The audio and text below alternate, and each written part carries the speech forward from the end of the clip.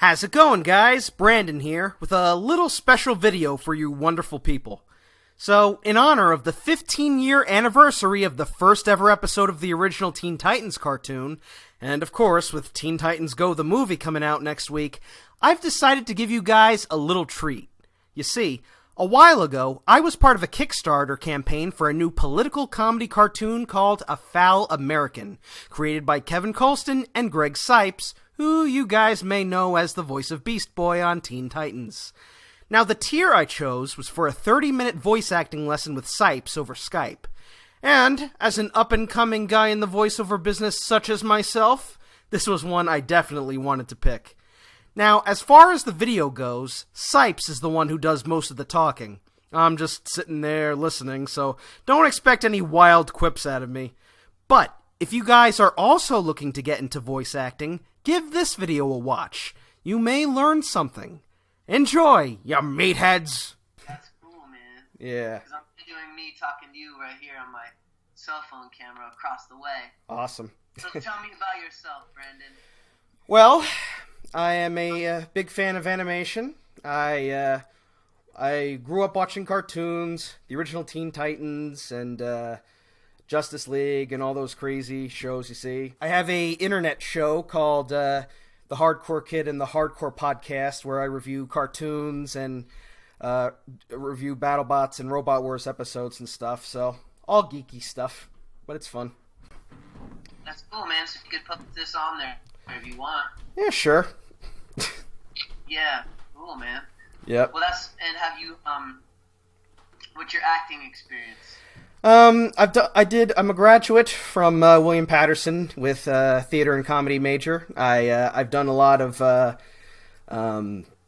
theater work off Broadway. I've done like stuff like Three Musketeers, and just recently I was an extra in a little movie that they had going on filming in New York City, starring Justin Long and Fran Drescher, which is pretty cool. So, and I don't know if you've heard of Shelly Shenoy, but she takes voiceover classes in New York City, and she's the voice of Kate in the Walking Dead video games. So those are fun.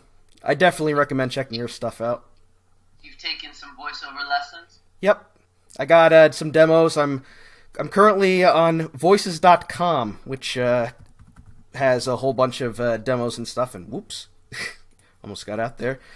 And yeah, I got a lot of stuff going on. How long's your demo? It's like a series of commercials. They're all of them are only about 30 seconds long, but How long's the total of your demo? Robert Irvine has 2 days and $10,000 to do the impossible. Owner of some of the country's most successful restaurants, Robert has never met a challenge he wouldn't take.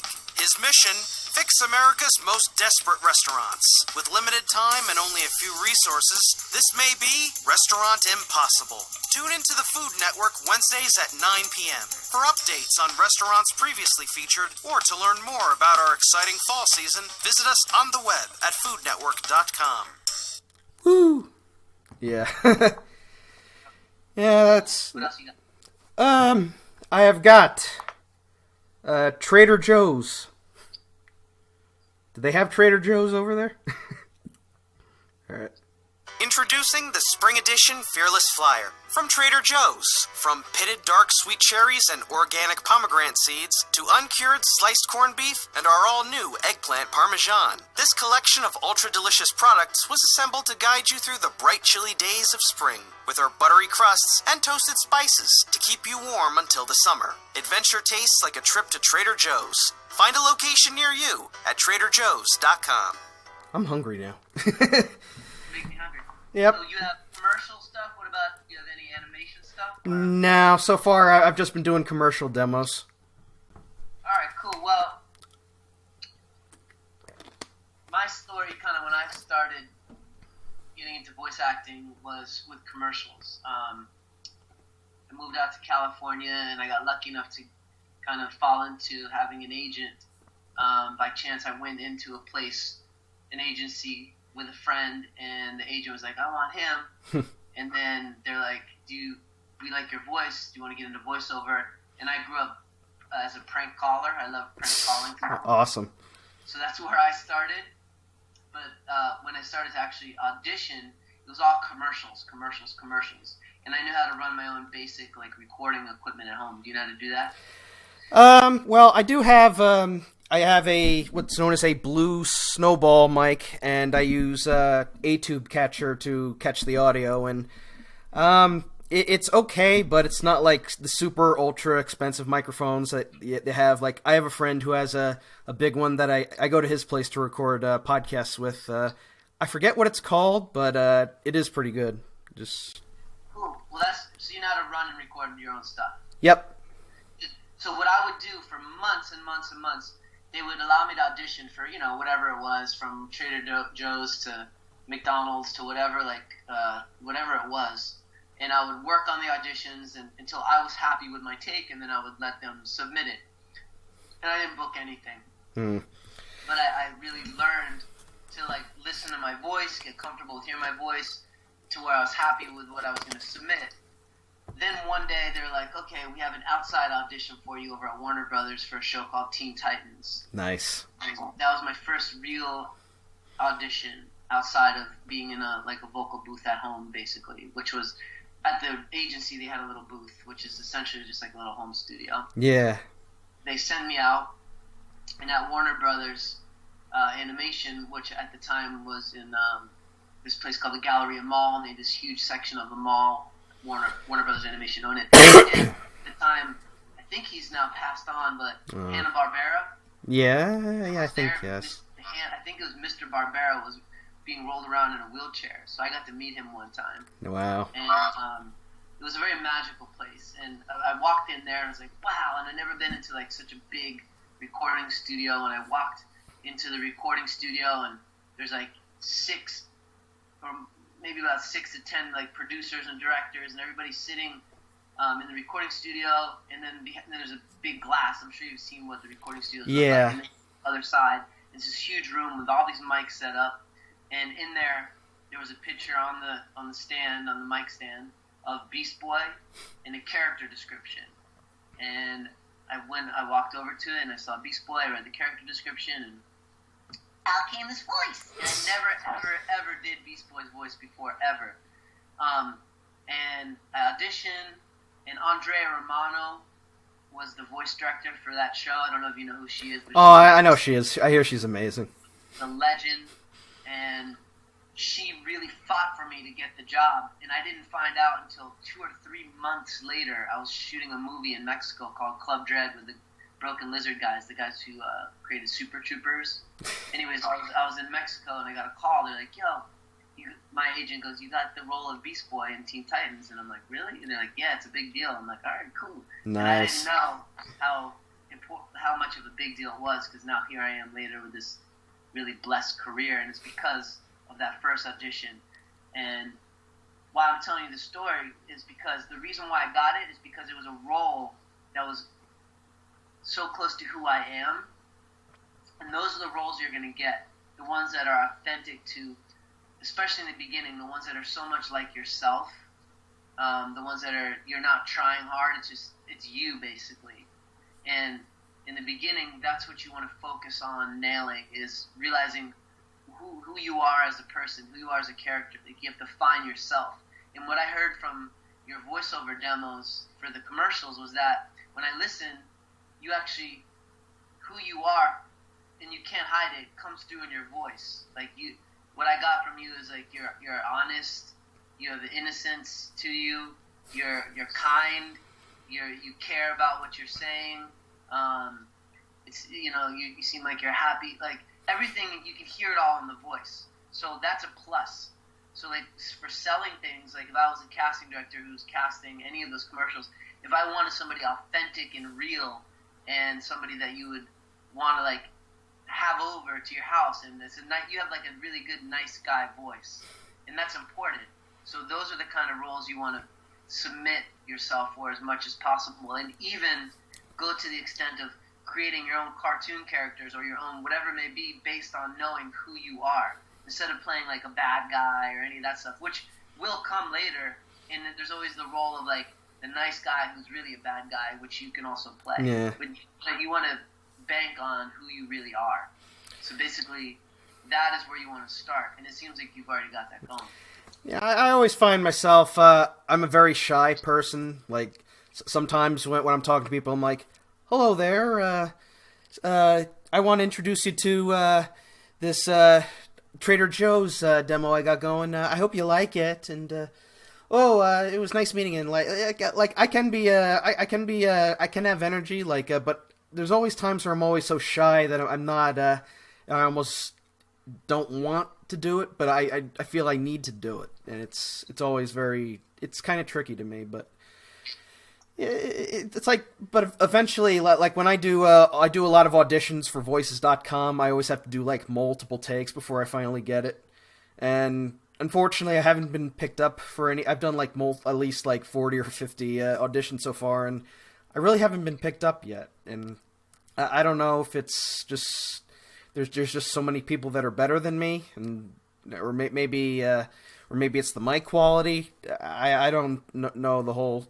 It's like sometimes I just get down sometimes, but I keep auditioning, and I keep trying to push myself to do so. And when I do these voiceover classes with Shelly, she really enjoys what I hear. But it's like I know her because she is my cousin's husband's brother's girlfriend, and so we do have a bit of a family connection there. But it's like I always get really nervous when I go into doing these kinds of things, especially with these auditions. You really don't know who the people are, and I actually spoke to a few people who talked to me about this kind of stuff, and they always say networking, like getting contacts and networking with other people, and contacting with these kinds of people are good ways to get you in. And when I found out about that this Kevin Coulson guy was doing that Foul American thing, and one of the tiers on the Kickstarter or whatever it was says voice acting class, and it's like, okay, contacts. Like maybe taking this class will get contacts or networking and stuff, something to that effect. And you just have to continue to say yes. You have to know what you want, which it sounds like you do know what you want.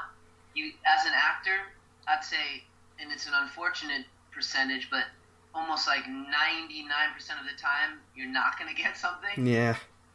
So you have to never stop. And don't do it because you're doing it because you have to book something. Do it because you love it, and then eventually you're going to get paid for doing what you love. But you don't know when it's going to come, and you can never stop. And the thing is, the cool thing about that kind of scenario is you're actually going to get really good. Because the more hours you do things, the better you're going to get. Like when I first started playing Beast Boy, I was very green. Literally.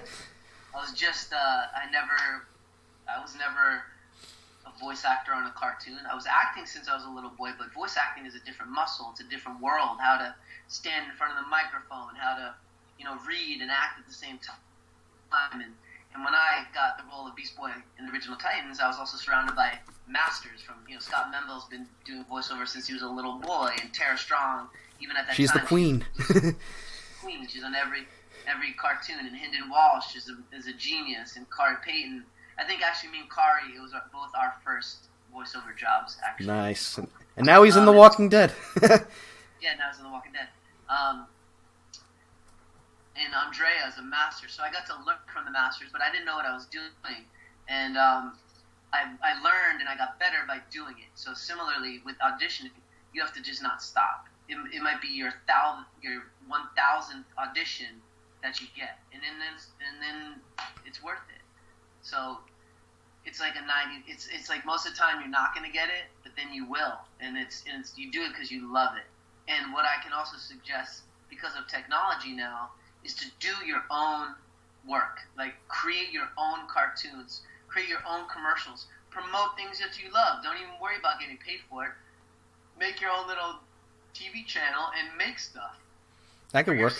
Even if it's 5 people in the beginning watching it, it'll grow and grow and grow because you're going to get better and better at what you do.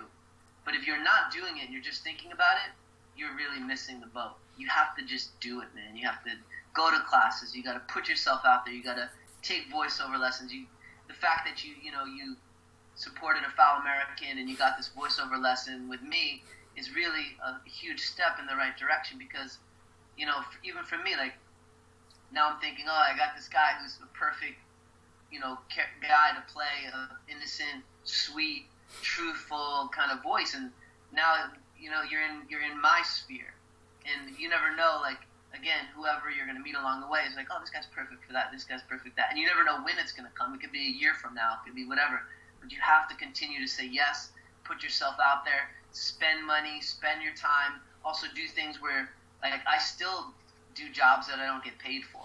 Like, yeah, I still got a job going too, so. Yeah, it's not about money, although the money's great and you need to like eat and pay rent. But when you're beginning at anything, or if you just love things, it's got to be because you love it. It's got to be not because of the money, but because you love what you're doing. And then the money will come, and it does come. But it could be years, it could be months. You never know, but you just got to do it because you love it. So what I can suggest is there's a whole bunch of apps. I'm sure you can, like, maybe you have some, but there's your own little cartoons. You can put your voice to things. Just get weird and make your own content and practice and play with voices, but start with what's authentic to you. Hone your strengths, which is who you are. Create characters that are like you, and let those things be seen and heard, because when you hear it, you'll be like, oh, this guy's really good, because it's you. You're not trying to be something you're not. And that's where most people fail, is they try to do all these different voices, like, oh, I'm a whatever, like all these different voices that it's good to play, but you're not really nailing what's authentic and where your strengths are in the beginning. Yeah. And that's really where you gotta start. And eventually, like, even myself, I've been a voice actor for almost like 18 years now. I'm just now being able to land more roles?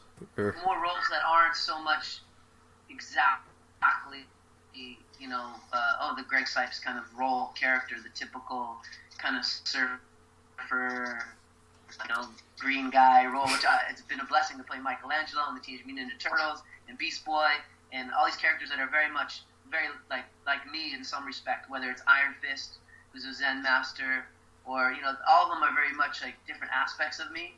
I'm starting to be able to get cast in roles that are not necessarily so much the stereotypical role that I've been cast for, but it took a long time for people to give me the opportunity. But I also had to put myself out there and make fun, weird stuff. And when I got the opportunity, I was ready, because I also practiced things that weren't the typical, things that I did. Yeah.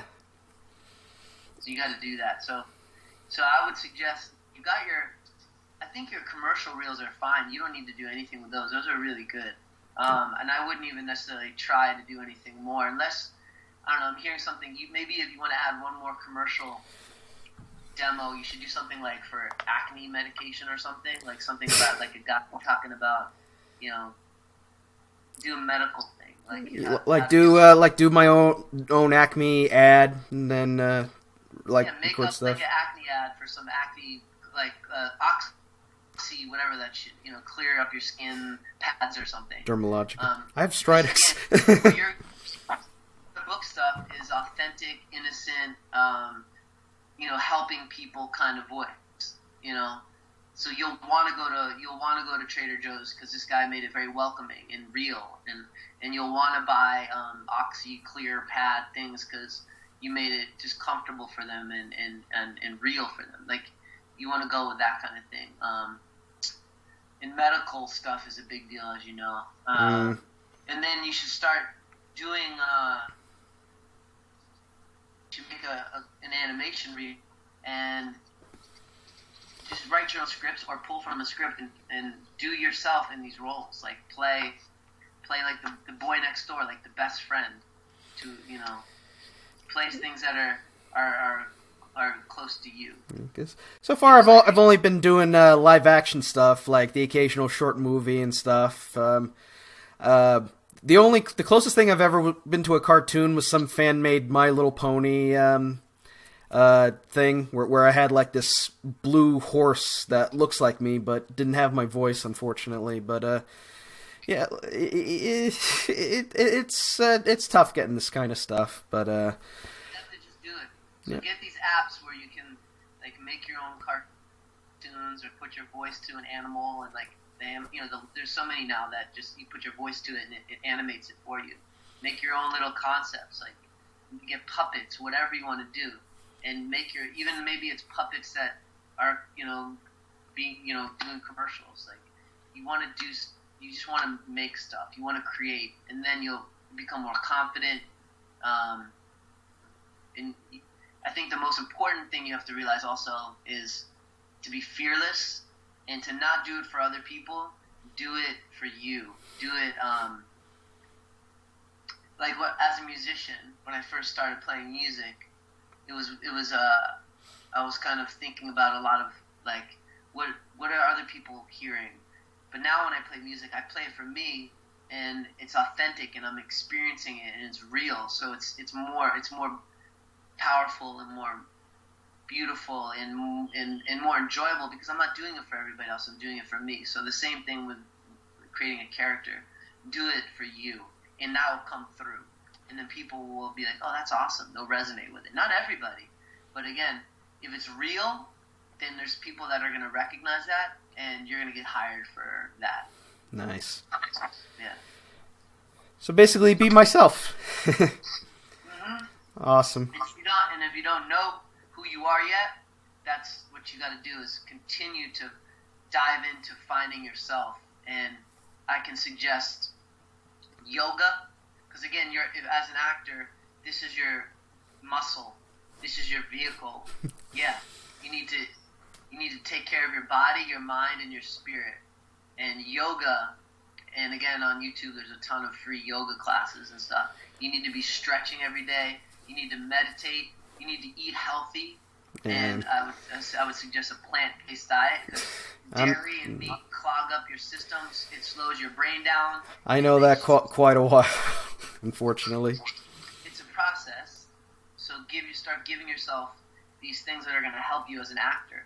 Also with cutting out meat and dairy, your vibrational frequency is going to be higher, which is going to allow you to attract more into your life. But you've heard the term meathead. Yeah, that's me in a nutshell. Well, I was that too. You have to get it out of yourself because it blocks things coming to you. By supporting the meat industry or the dairy industry, you're hurting a lot of animals, and you're supporting a very demonic industry, which becomes part of your vibrational frequency in a subtle way. And the universe is responding to the fact that you're supporting something. Everything is connected. It really is. You might not see it right off the bat, but it really is. So if you start to kind of create a divine alignment in your life and go deeper into creating who you want to be, you'll see how the universe responds to that. So you're on the right track, man. Alrighty. And this was cool, and I think you've inspired me. I think I want to do more voiceover lessons past this Foul American. Yeah, keep it doing, man.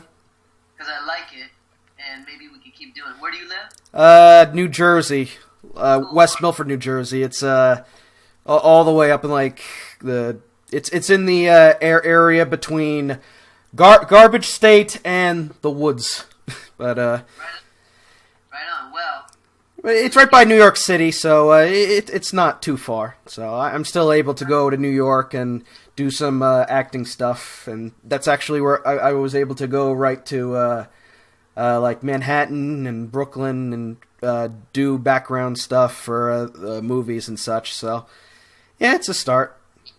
good. Well, maybe we could do some more Skype lessons soon. I'm thinking I'm going to go ahead and initiate an actual, I guess, voiceover Skype school. I want to do it right away and figure it out. I'm going to tell my assistant Jordan I want to do it. Yeah, I'd available do it. People like you to continue to help you figure it out, because luckily I do have the wisdom and the experience to offer people. Like, I think a lot of, and I'm sure your voice coach is experienced and everything. Yeah, she is. I don't know anybody with more experience than me. So I think I definitely have a lot to offer to everybody. So let's continue it. Absolutely, man. Thanks for your support with the Foul American. Hey, at least I can do. I hope I'd like to continue with it. I'd like to help Kevin out, you out, and all those other guys taking part in it.